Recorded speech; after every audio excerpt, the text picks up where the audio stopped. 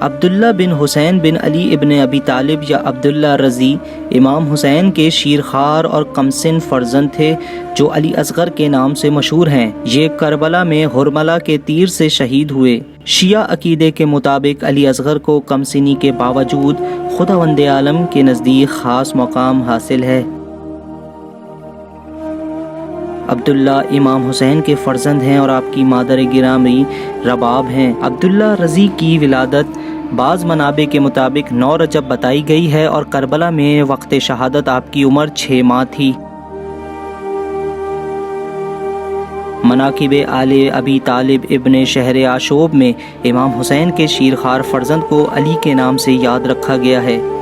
انہی منابع کی پیروی کرتے ہوئے آج تک اس بچے کو علی اصغر کہا جاتا ہے۔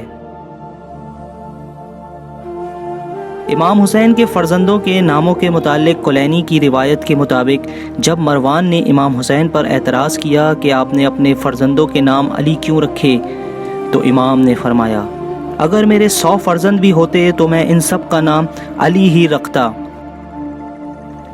خاندان اہل بیت میں علی اصغر وہ واحد ہستی ہیں جن کے صرف مصائب ہی فضائل ہیں۔ روز عاشوراء حسینی لشکر کے اس ننھے سپاہی نے اپنی جان دین اسلام پر قربان کر کے یزیدی لشکروں کو رہتی دنیا تک کے لیے رسوا کیا، اور آج دنیا بھر میں محرم کے پہلے جمعے کو یوم علی اصغر منایا جاتا ہے۔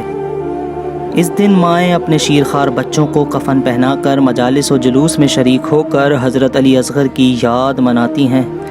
مختلف ذرائع کے مطابق موجودہ دور کے یزید عالمی یوم علی اصغر کی تحریک سے خوفزدہ ہیں۔ مغربی مفکرین عالمی یوم علی اصغر کو مغربی ثقافت کے خلاف ایک کاری وار تصور کرتی ہیں۔